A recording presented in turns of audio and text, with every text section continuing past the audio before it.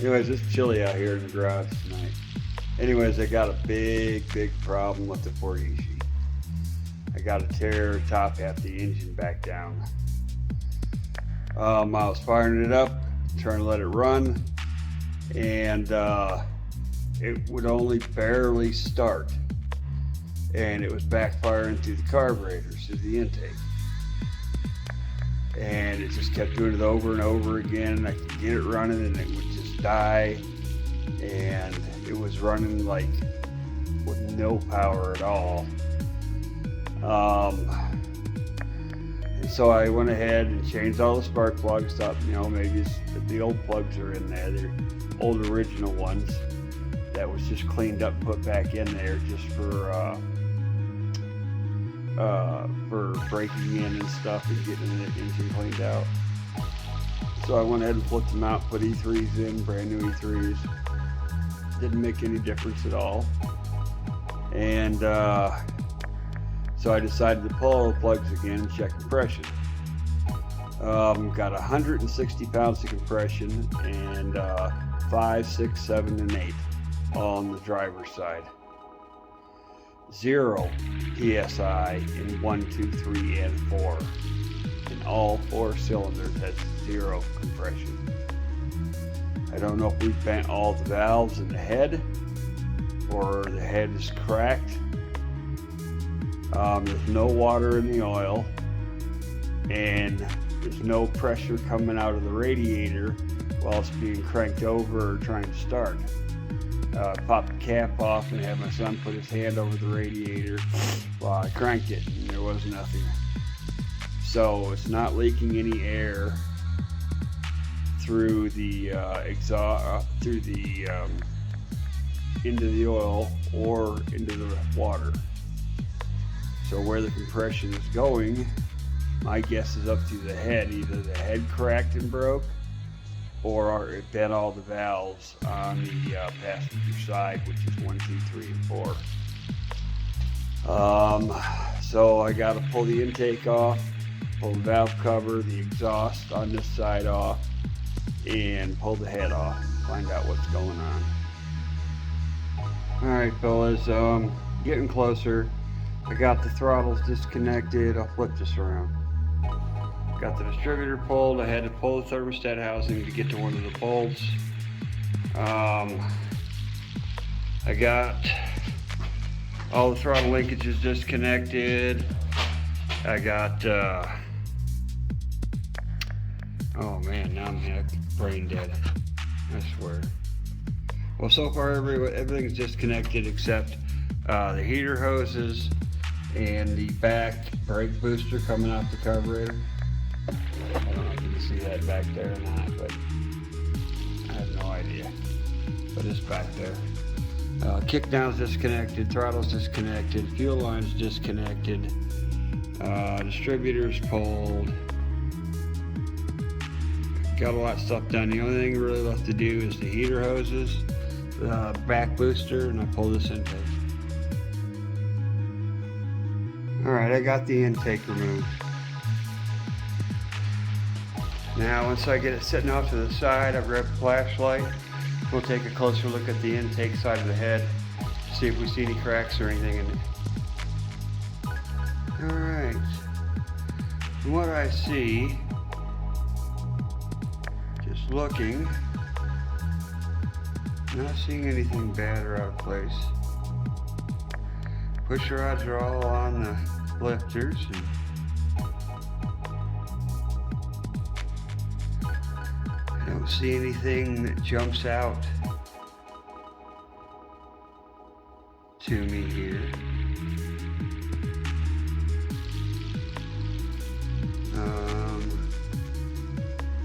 Well, I guess I'll get the valve cover off, pull the rocker arms and pusher rods out, and get this head and exhaust unbolted. Alright, got the rockers off, got the pusher rods off, got the exhaust off. So far I'm not seeing nothing wrong. Everything looked pretty decent from what I can see, but something catastrophic obviously happened Otherwise, this entire side wouldn't have 0 PSI across the entire head. So, and I looked in the intake holes and I could see all the valves, and they appeared not to be bent, at least on the intake valves. So, unless I bent all 4 of the exhaust valves, I don't know what the heck is going on, to be honest. I guess the best thing to do is to tear this head off. So I got a few head bolts to pull, and then I'll have the head out and we can examine it. Well, to be honest, I can't find the problem at the moment. I do not see any bent valves. I don't see any cracks in the block anywhere.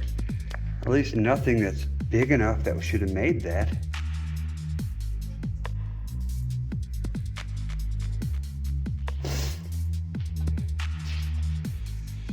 I have to be honest, I have no idea what the hell is going on.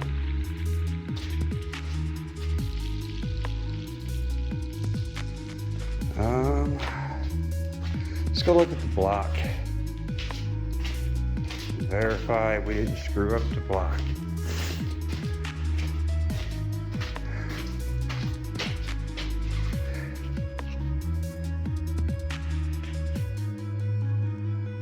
Not seeing anything. All the pistons were full of antifreeze. I blew it out a little bit just a second ago. So they were holding water, so they weren't losing compression at the rings. And they don't seem like they got any play in the pistons. Let me see if I can make it there. Sorry about the footage there. Just feeling for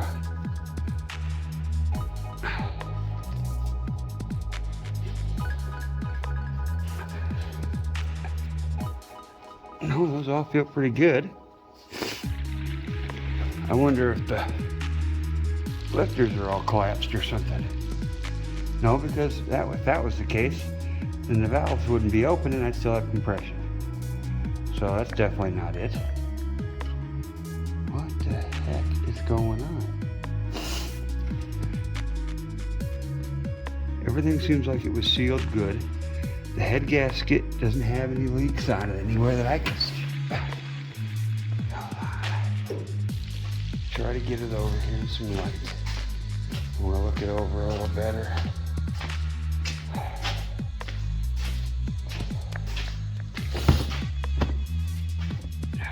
Hold on a sec. Okay. From what I can tell, this piece of dirt. So sad. This head gasket was not leaking anywhere.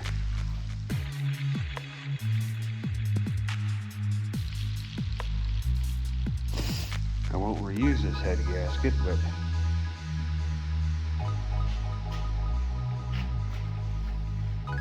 it's copper spray or something. That doesn't look pretty. Guess I wouldn't be reusing this one anyways. Must have caught it on the thing. It's in the block, the little knob. I was pulling the head off. This was still attached to the head.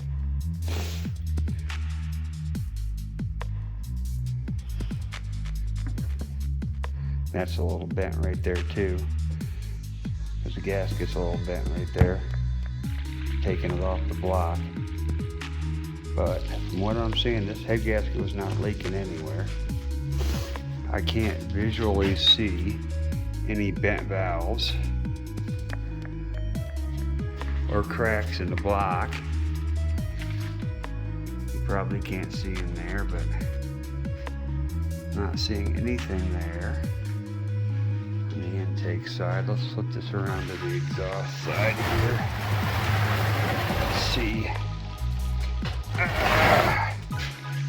See anything?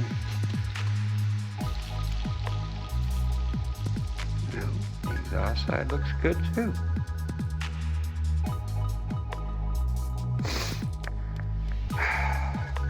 I really have no idea.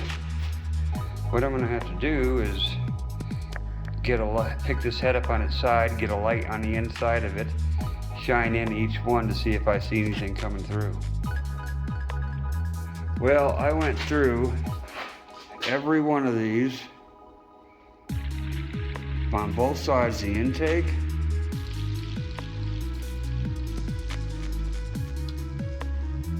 and the exhaust. Let me flip hands here. It's gonna get dark. Yep. Flip that around. And there is nothing in that one. Nothing in this one. Nothing there. Nothing there. So none of these valves are bent, and there's no cracks in the head. The gasket wasn't leaking. I got a stupid thought. My stupid thought is, what if my compression tester took a shit and I just tore this entire engine apart for nothing? Now something, it was backfiring like a son of a gun. That's why I checked the compression. It wouldn't stay running, acting like there was no power. And I have like my dad and my brother come over here, take a look at this head and block, double check my eyesight, see if they see something I missed. But at the moment, I don't know why, what's going on.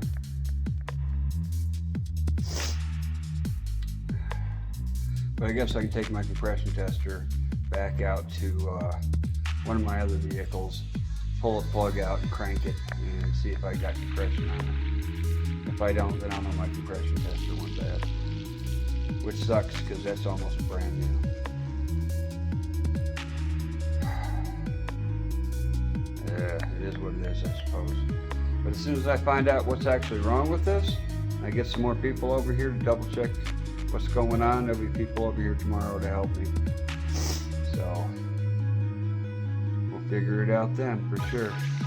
All right, we got the oil changed inside the Fordishi, and we got the head gasket changed, the intake redone, gasket, the exhaust is tightened back on, everything's completely up and going.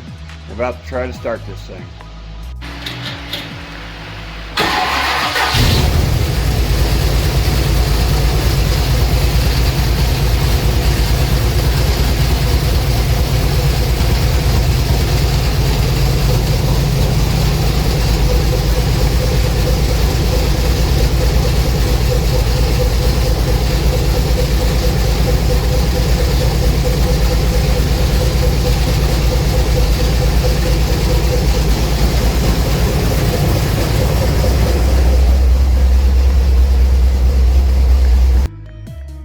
Well, the engine is running good now in the Fordishi. The only problem we're having is a charging problem, but I'm pretty sure I've already found that problem, figured that out. And the other problem is the transmission. Either the valve body is sticking or the pump is out. And I do have a spare C6 out here that's good, but it's a two-wheel drive one, but that shouldn't matter because I don't need the back half. All I need is valve body off it for now, and switch out the valve bodies, see if that makes a difference, and if it doesn't, then I gotta switch pumps instead. Howdy y'all. Fordishi is running good now, starts up and runs, as long as I have the charger on the battery, since the alternator is not charging. It's got two problems left to fix. One is the brand new one-wire alternator that we got is either not charging or the wire is too small. When I looked it up, it's supposed to be at least a 10 gauge, preferably an 8 gauge wire that goes from the alternator to the battery wire. And I think I got like a 16 gauge on there. So that's probably not thick enough, so I got to change that wire. and the other one is the transmission. For some reason, even when I put it in reverse or drive, it doesn't really matter which one, and I hold it there and I drive it around for a couple minutes in the yard, suddenly it slips out of gear. And the clutches all looked good in that, the bands looked good, the drum looked good, and I adjusted the band. You're supposed to put like 10 foot-pounds or 120 inch-pounds of pressure as you're tightening it up, and then you turn it back out 1.5 times for a C6. And I did that, and it went right into gear with no problem, shipped great. But then after a minute of running and the engine's hot, all of a sudden it slips right out of gear. Shut the car off, turn it over, start it back up, goes right back in gear again. So I'm pretty sure it's either the valve body sticking or the pump is going out. And I went and picked up a spare C6. I was sitting over at my dad's house, 2-wheel drive, automatic one. And I'm going to take the valve body out of that and stick it in that C6. So I'd rather not have to drop that transmission if I don't have to.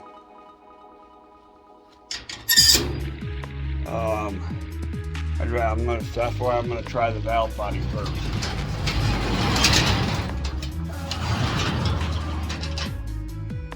Oh, for a second I thought somebody stole the transmission.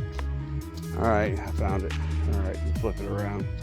It's an old one, but it did work good. It was inside of an old Ford pickup truck with a 460, 2-wheel drive, and it worked good. It shifted great and everything. Drove it all the way from another town to here, and then we took it out because we were using 4-wheel drive. We just wanted the engine at the time. So I'm going to start with just taking this valve body off of here. This has got the 2-inch pan for the 2-wheel drive. When you get up to 3 inches deep, that's for the 4-wheel drives. And you got to have a different filter. You can't run a 4-wheel drive filter with a 2-inch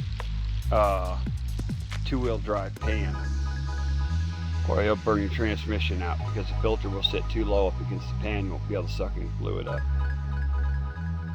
But anyways, I'm not using any of that. All I'm doing is taking the valve body out of this and putting in the other transmission.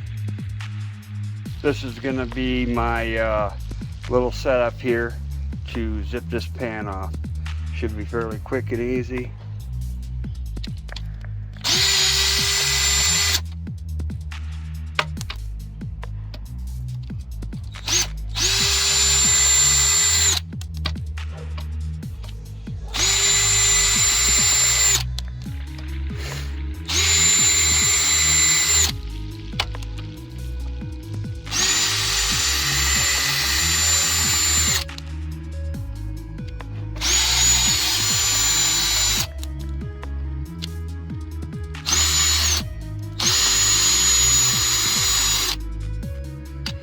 There's a vacuum modulator. You can hardly tell it's sitting there. It's so dirty.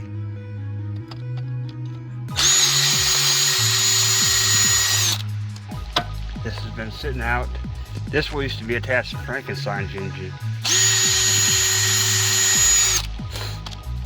Frankenstein's engine is the one that I got that from. Oh no, yeah it was, yeah.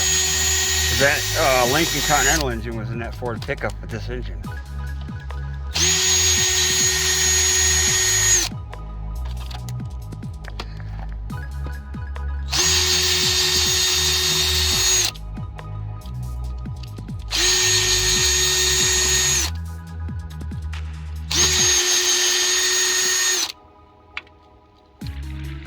Lots of crap in there.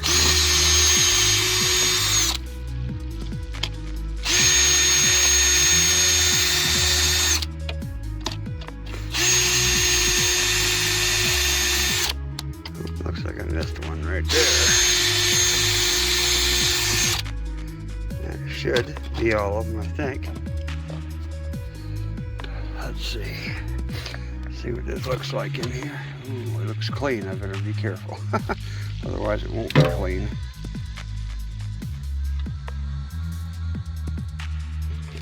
Yep, and there's my valve body. Right under that filter. Okay, looks like I need 3/8 by the look, so I guess I better go get that. I'm back with the 3/8.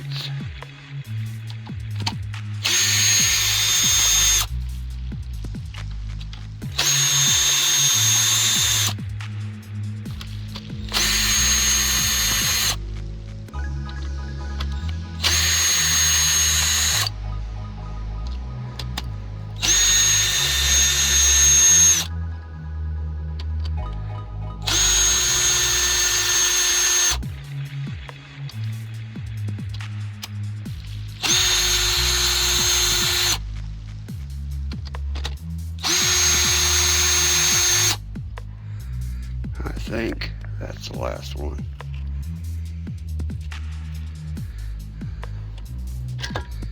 Yep. And there she is. Oh, that drum in there looks pretty good too.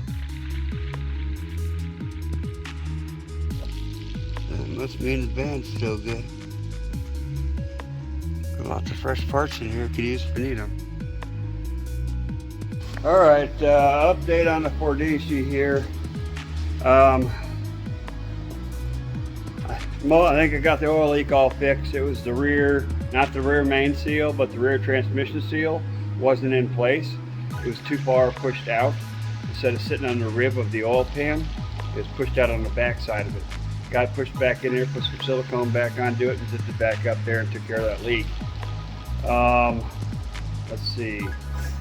Got it running. The only thing is, I think the oil pressure gauge is no good. I hope that's the problem anyways. I got squirted in my left eye. I unscrewed the hose off of it because the oil pressure gauge was reading 0. I unscrewed the hose and it shot me right in my face and into my eye. I plugged up my thumb and shoved it in a plastic bottle real quick and shut it off. And I got my eye cleaned out.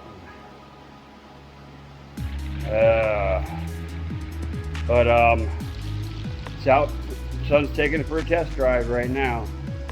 So hopefully he makes it back here all right and everything goes okay. And then if it does, he parks it outside, and I can start cleaning up this disaster. And there's bugs flying everywhere because of these lights. I need to get a bug zapper. Yeah, I just have to finish cleaning this up. I did start, I don't know if I showed you this or not, but I did start organizing all of my nuts and bolts and everything. I got lock washers there, lag bolts there, flat washers and spacers there. Bolts that are like 2 inches and under here. And bolts that are 2 inches and over here. And then very large bolts. And this is just like a miscellaneous scrap drawer, brackets and whatever bullshit that I had laying around in here. And I still got a bunch to go through over there. I got most of it gone through. I still got to go through all that. Still got all this mess to clean up. But it's getting there slowly but surely. I just haven't had much time to work on any of that since what little energy I have each day, and I can go without pain. I've been working on my son's car, the Fordishi there, and he should be coming back here pretty soon.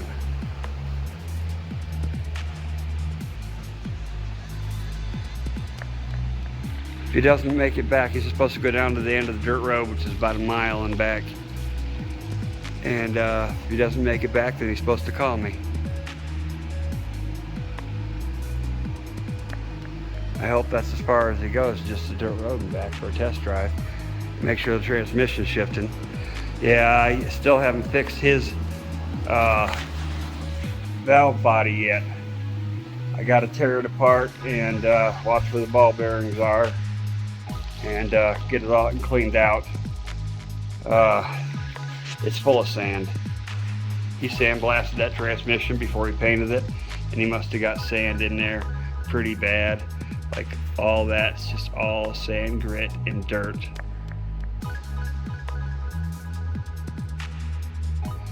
And the valve body's full of it, and that's why it wasn't shifting. So I got to tear this valve body apart, and I got this CRC parts cleaner here, and I'm going to use that to clean the entire inside out, and then we can put his valve body back in. His valve body's been built to have special springs in it and holes drilled into it and stuff for according to the kit that he bought, that he had to drill into it for more fluid flow. So I got to tear this whole thing apart, and we did the little trick with the filter here. Yeah, that's to keep the filter from ever getting onto the, you smack it down on each corner so it won't, so if it is too long, too far back, and it hits the pan, it won't plug it off. It'll still allow fluid to flow.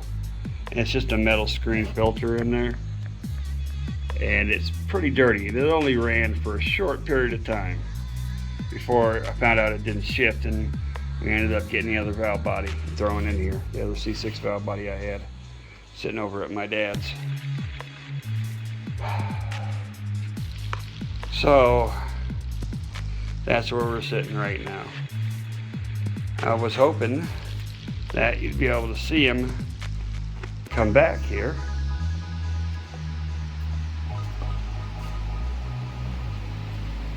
But I haven't seen him yet. He should be coming back by now. It's only a mile down there and a mile back. Oh, I think I hear his radio.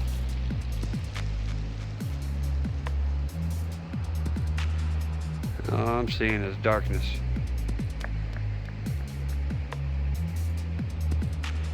But he's got that giant radio in there with that giant amp.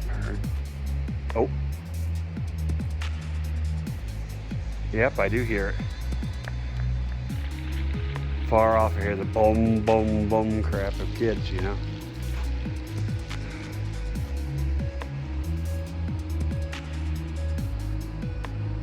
Come on, where are you at? Yep, it's getting closer, I hear it.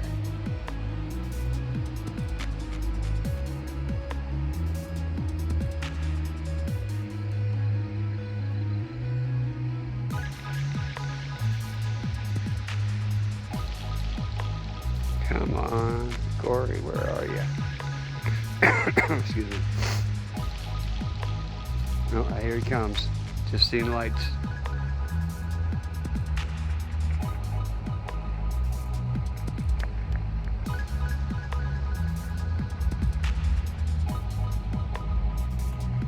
That does not sound good. That sounds like a rod knock from here.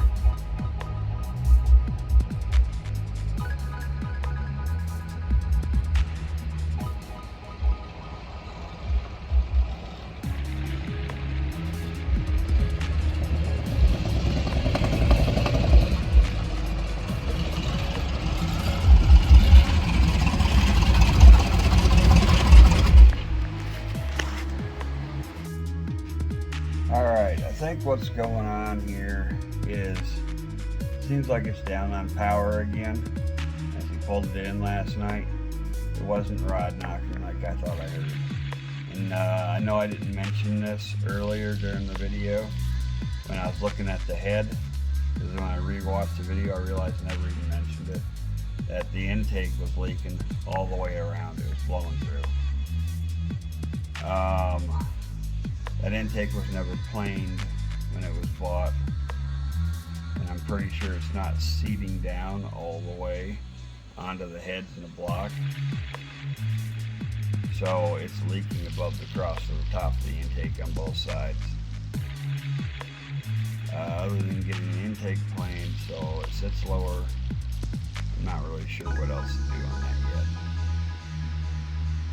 I'll have to check on it. But yeah, I think what the problem was the push rods. We needed two different lengths of push rods. The intake or the exhaust? It was the intake. Yeah, it was the intake valves that needed to be shorter, push rods that needed to be shorter than the exhaust valves. Once we went through and checked them all again, the original measurement I got, the 8.625, those push rods were too long for the intake valves. So I had to, because of the offset on that cam, when I build my car, I'll make sure I don't get a cam like that.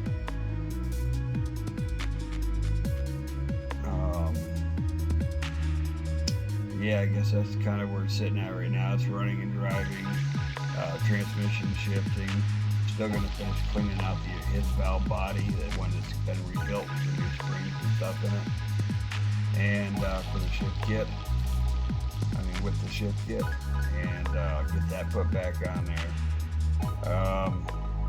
They're going to take a little break from that car for right now until I get some more help with it.